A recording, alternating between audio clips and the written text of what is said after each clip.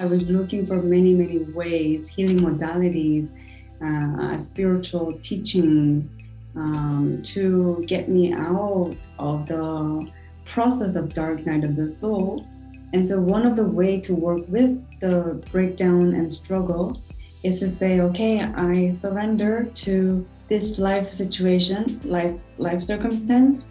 I don't know why this is happening for me. And with patience, when you put in the time, step by step, each day, even 5 minutes a day on meditating, you can really transform the brain landscape.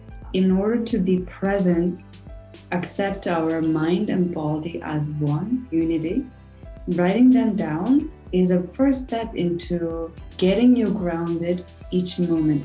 With gratitude and forgiveness, that can really transform your life into positive state.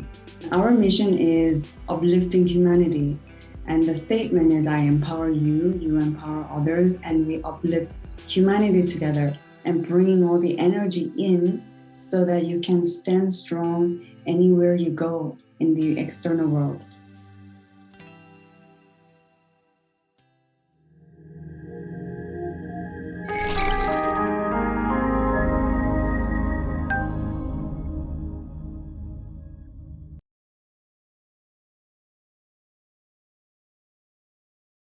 Hi, everyone. Thank you for tuning in to the Heart to Core channel. This is a space where we really step into the heart space and dig down into the profound concepts of our core being to really tap into our true potential.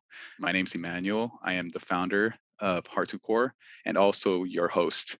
Today we have Kate Lee. She is the founder and CEO of Life of Emerald. Kate, thank you for joining us today. Hello, everyone. I am Kate Lee. I am a healer, CEO of Life of Emerald. We are a company, impact-driven company, advocating for mental health. And how we do this is with the PhD scholars, we have a monthly summit and we talk about emotional intelligence.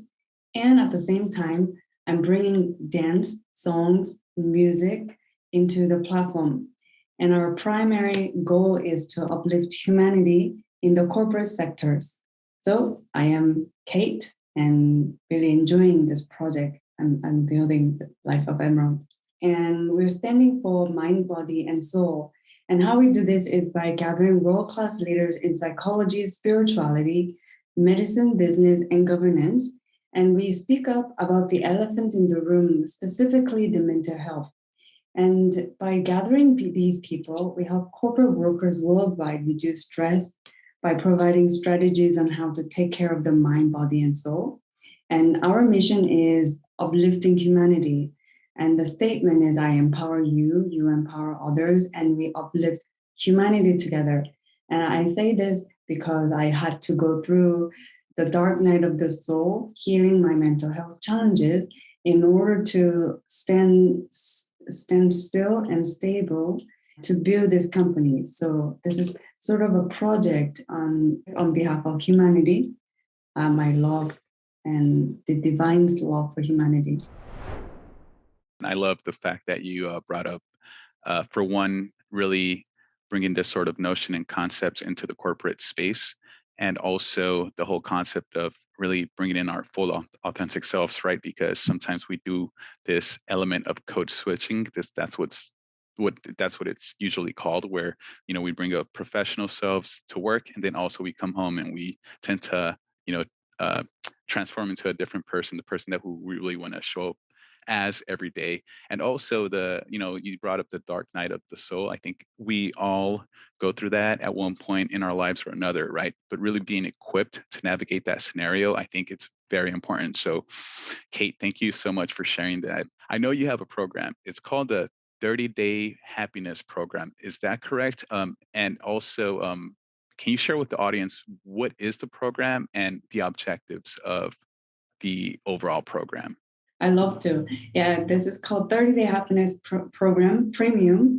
And the objective is to reduce stress, empower you, cultivate more self-love by pausing from the day-to-day busy life, investing your time, 15 minutes a day, to taking care of yourself. So the program is designed for you to do 30 days straight. And each day I ask you to spend 15 minutes self-care time. So one of the strategy I provide is soak your feet in Epsom salt, warm water and Epsom salt, and that could help you reduce stress in a pragmatic way. After the day of work, you can do that simply. Another strategy is I ask you to dance. Put on a song that you remember from your high school, and sing and dance as if no one's looking.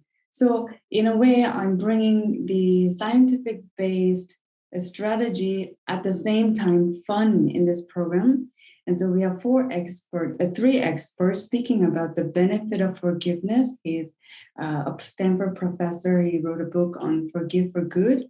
His name is Dr. Fred Luskin. And our second expert is Dr. Narges. She is a scientist who speaks about the benefit of meditation.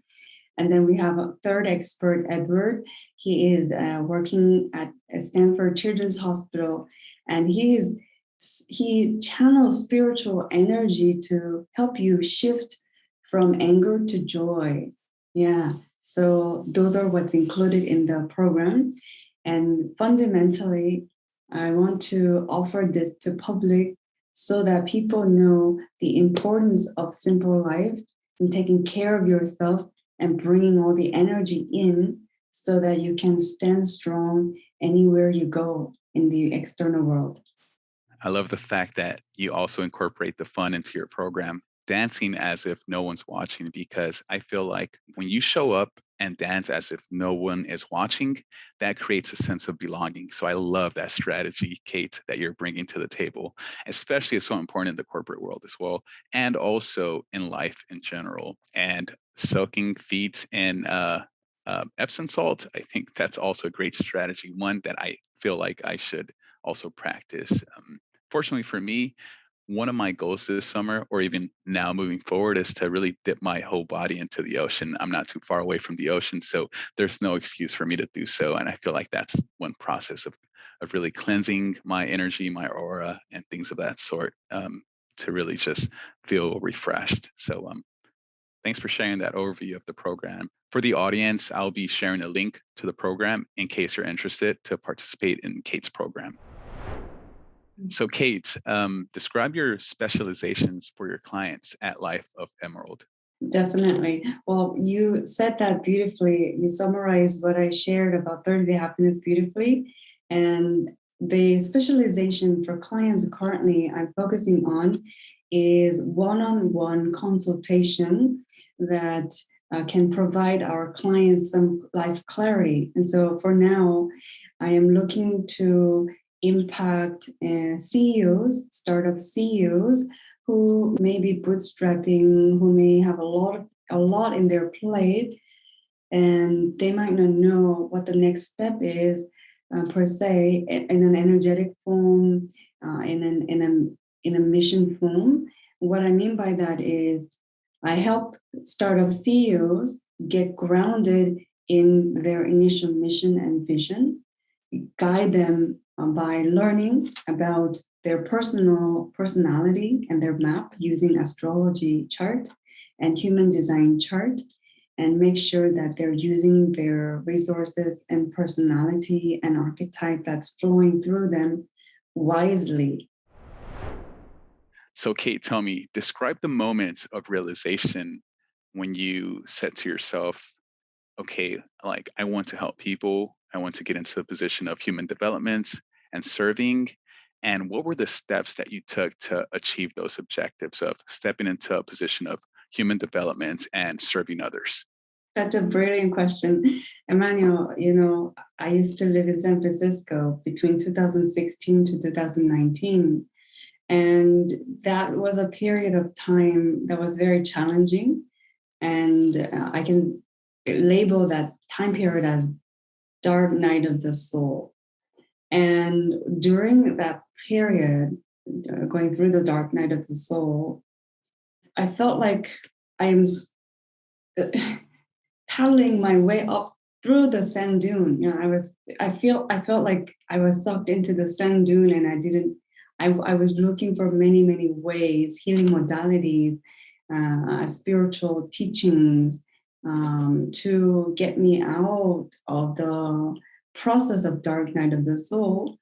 And within that time period, I realized, hey, I want to milk my situation. I want to milk all of these experiences that I've gone through since 2009. Yeah, since 2009, that's when my healing and healer's journey began. So 12 years in, and between 2016 to 2019, that was the pinnacle of deep healing, deep processing of the trauma from 2009. And then I realized, okay, well, there must be a greater reason for such big suffering that I am experiencing personally. How can I make meaning out of this suffering? And then I realized, okay, I can serve other people once I get out of this dark night of the soul. And then that's when it helped me shift my perspective to feeling like I'm like enduring this heavy burden, right, in my body, to, okay, I want to carry this burden. So in the future, once I'm out of this black hole, I can support even one person, even one or two people. Because I remember when I was a teacher for 15 years, the joy I got from helping people thrive, that is the core I want to get reconnect to. And so I sort of patched my life experiences, and I gave it a bigger meaning. And the steps I took was very little, I tried putting my feet in the grassy field in San Francisco, and I was observing, how do I feel when I do that? Also, when I talk to a community member about my truth, how much it's painful. And when that woman held space and just let me speak my truth, that was really healing. And I witnessed, oh, that's really healing. That's one of the tools I can show other people that this really helps. Yeah? And small steps, step by step, experiencing what helps me during this rabbit hole, like black hole, what helps me. And I kept observing, writing it down, and how can I serve other people later when I see the light. And that got me. That got me to survive in a way. Yeah, it's beautiful. Thanks for sharing the context behind your story and the reason why you're so passionate about helping others. I think we all go through that again at one point in life or another. And I think to be well equipped for when we do go through challenges, I think it's very important in our life's journey. So, Kate, thank you so much for doing that level of work for humanity. For those that experience a breakdown or are going through any level of challenge, or even so experiencing a level of awakening, or really just want to say go through a different lane of life or a career trajectory, for those that are experiencing these notions, what do you recommend and suggest, or any pieces of advice you would give those individuals to really sort of cross that threshold and experience a breakthrough in their journey? What I would recommend is just surrender. Just, you don't have to know everything now. You don't have to have an answer. You don't have to feel good either, right? Part of pain and suffering, there is a reason. I'm not advocating for pain and suffering, but at the same time, if things we cannot control, we need to work with it. And so one of the way to work with the breakdown and struggle is to say, okay, I surrender to this life situation, life circumstance. I don't know why this is happening for me, right? Life happens for me on my benefit.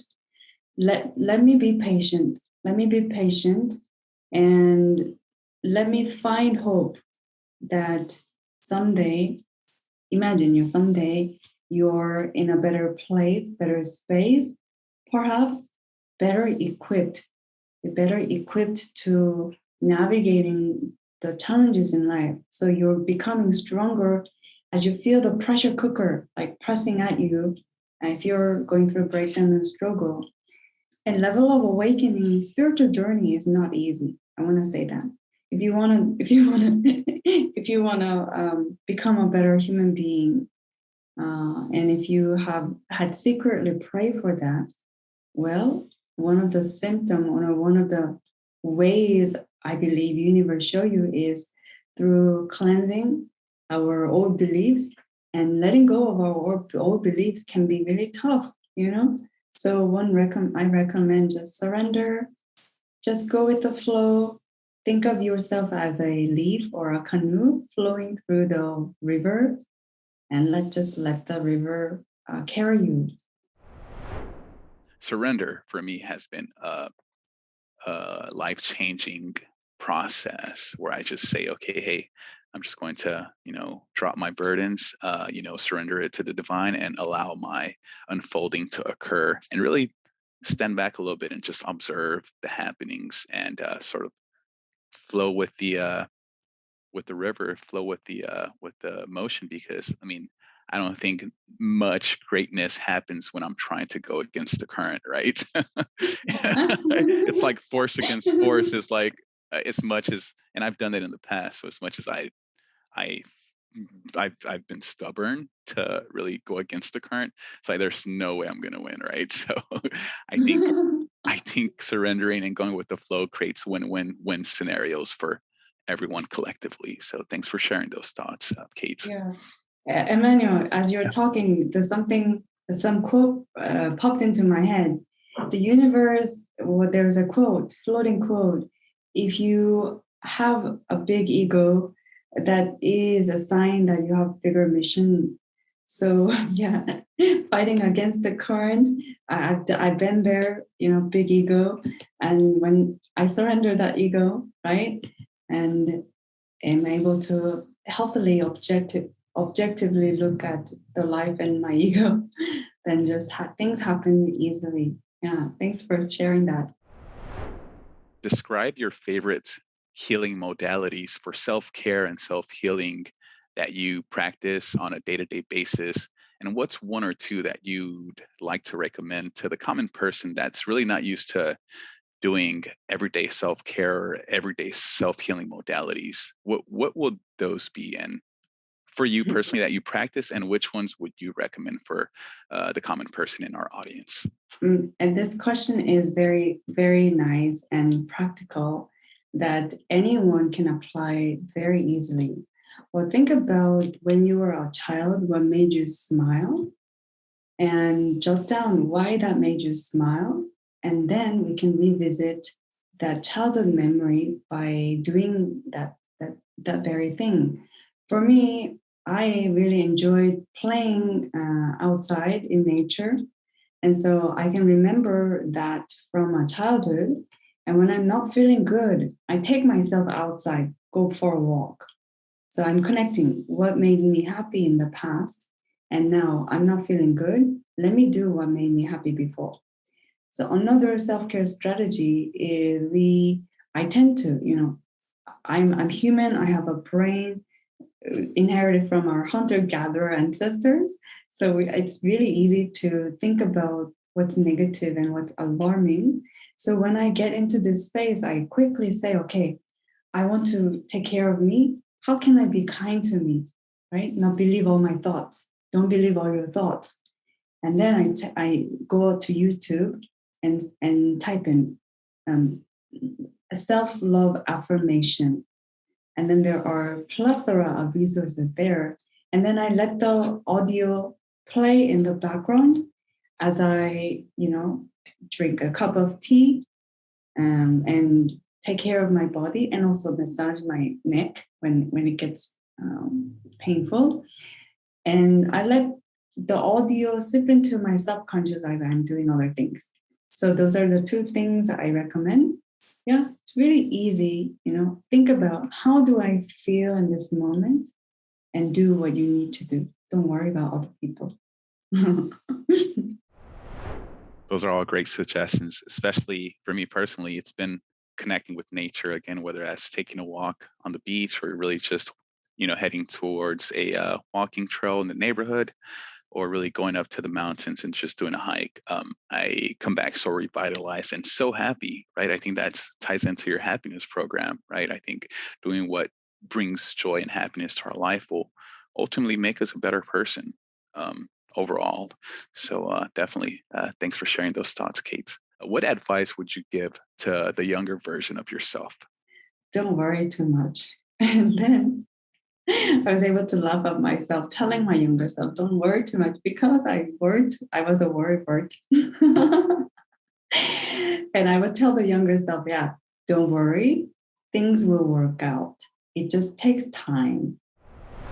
That's very nice. And I think I would attest to that as well. I'm also a warrior, uh, a warrior, but I think I've now stepped into the archetype of a warrior, right?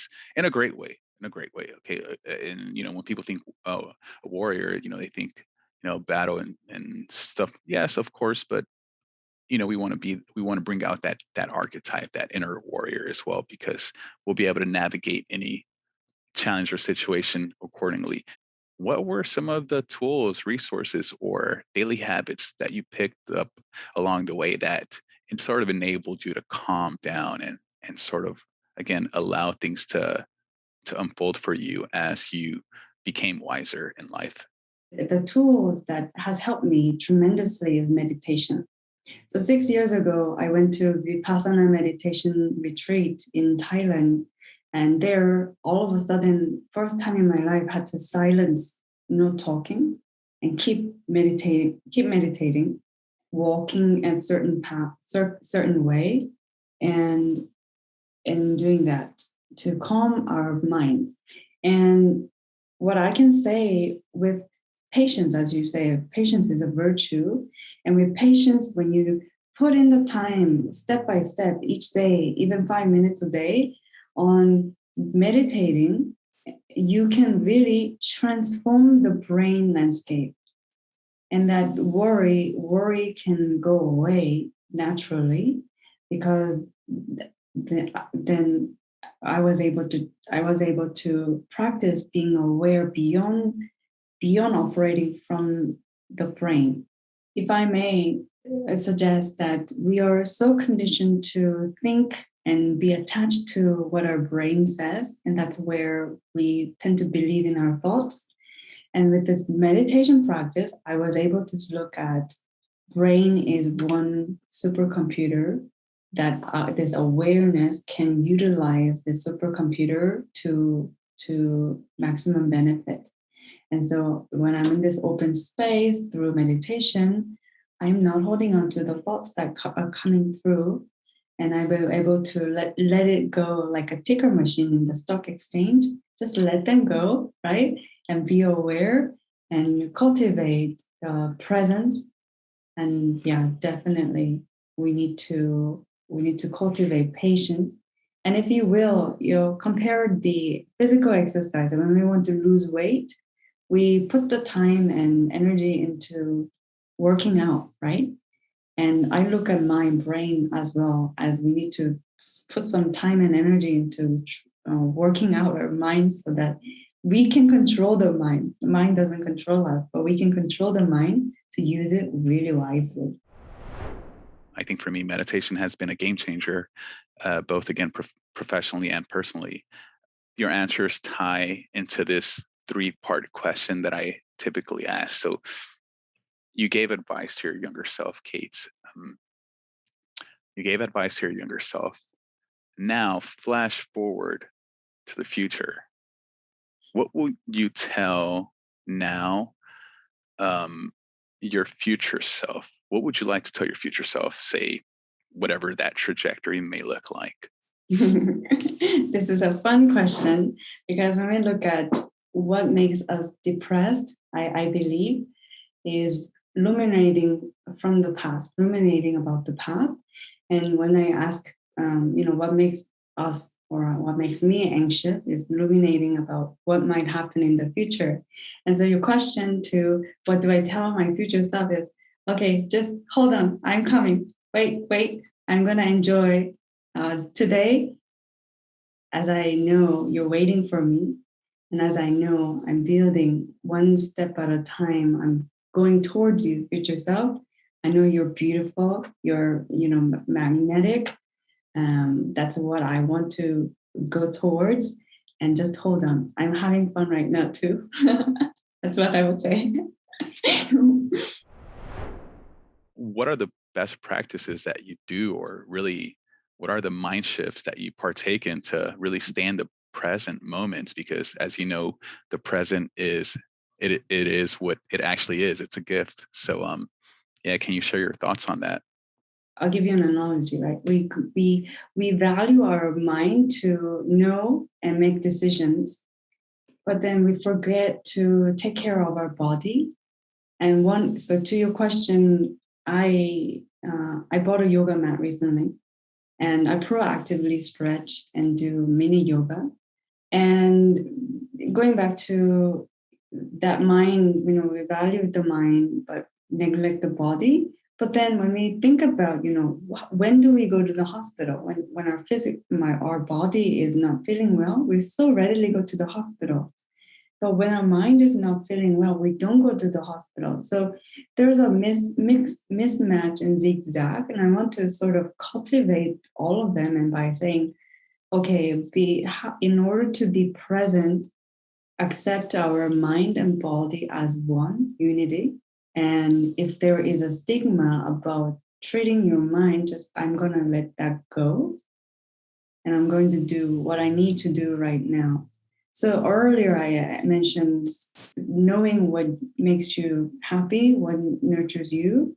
Writing them down is a first step into getting you grounded each moment. And I want to give people a heads up that we don't have to be, if you're just starting out meditation and self-care, you don't have to be always present. It is a cultivation, it's a process of cultivation. It takes time in order to be consistently present. And so, yeah, I would say just pick one that works well with you and then stick with it. One simple thing is breathing. We remember to take a deep breath in and out. This is the simplest way to become present. I struggle with being in the moments because I'm one of my strong suits is ideation, right? So I'm a creative, but I'm constantly thinking about ideas. How do I bring those ideas to fruition? And one of the things that has actually helped me out, Kate, is what you just mentioned. So writing stuff down, even if maybe I don't follow up, but just the notion of writing my ideas down on paper, I can always revisit that stuff later and say, okay, now I can take action on this because I have time, right? And so, secondly, and most importantly, is the breathing aspect. That right there just brings me back to the moments, right? Keeps me centered, keeps me aligned, and it really just brings overall happiness. I get to enjoy the moments because when I focus on breathing, I'm focusing on centering myself, and my mind doesn't wander. It brings me back to the moment. And that moment is right now is me speaking with you. So instead of thinking about the next question or what we just went over, I'm now presently, my awareness is here.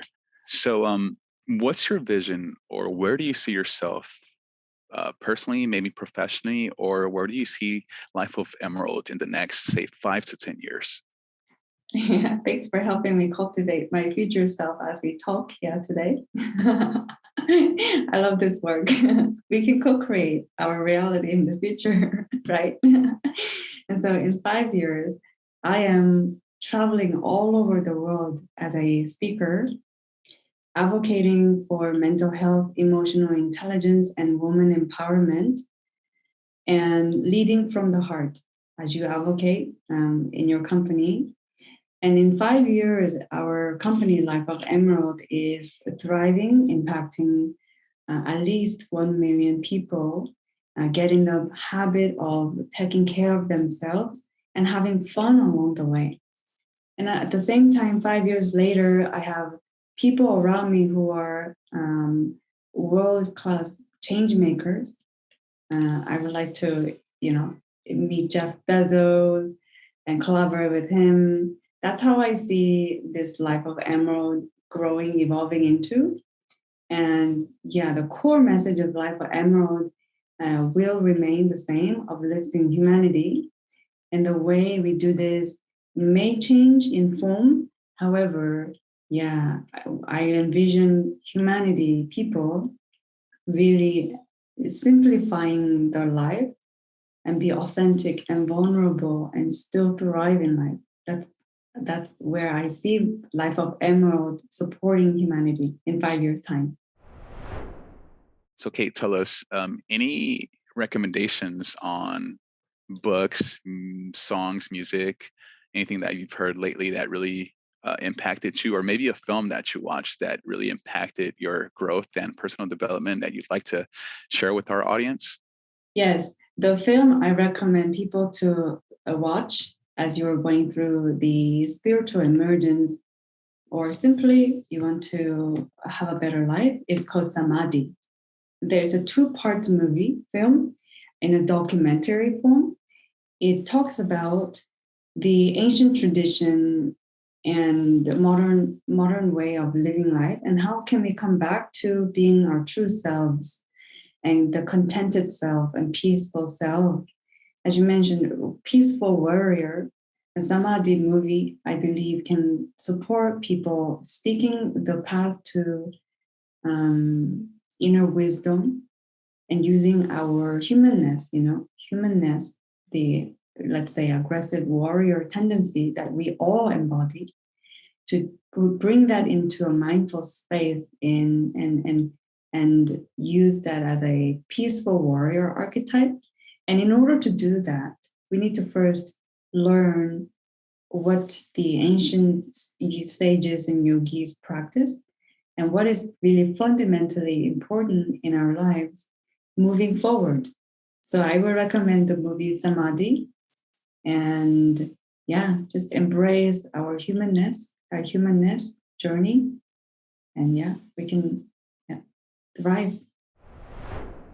For those that are new to leveraging astrology and human design to really discover and unlock their true potential, what will be, say, your recommendation as a self-starter kit to get informed about these concepts and notions, to apply them to ourselves and for daily operations in life? Yeah, absolutely. Mm, I would say that astrology, human design is a complex system, and we can look at it as a tool, right? We use phone to navigate ourselves, and we can look at astrology as a tool that can help us navigate our world. And there is a research. I studied with Dr. Richard Tarnas in CIIS, California Institute of Integral Studies, learning about cosmos and psyche. He wrote a book on that. Astrology is as valid as some of the personality tests out there, Enneagram, MBTI. But I think the sophistication that astrology holds is deep. And if you are new to astrology and human design, and you have some cognitive bias towards it, don't worry too much about it. Just explore, have an open mind, as if you're trying out a new massage machine, right? You don't know what it would do for you, but you're open to trying it. So as a tool, I'd say just have an open mind and see where it takes you. And I think that's a philosophy that I recommend all your viewers out there. Just have an open mind. Okay, so Kate, where can our audience get in contact with you or follow you, or really, see your material, whether it's online or whatever the case may be? We have a homepage called lifeofemerald.com. If you'd like to email me, reach out to me at lifeofemerald@gmail.com. And I'm really active on LinkedIn. So find me, Kate Lee, humanitarian, and Instagram. I put beautiful photos. I wouldn't say it's beautiful for me. lifeofemerald_S. So, Kate, any last pieces of advice, thoughts, or suggestions that you'd love to share to our audience? I want to say I am really grateful for you inquiring with me about my path and the purpose of Life of Emerald. And the final thoughts connected to thanking you is gratitude. Gratitude melts lots of blockages. And yeah, if you are suffering from some mishaps with relationship, I would suggest that with gratitude and forgiveness, that can really transform your life into positive state. So try that.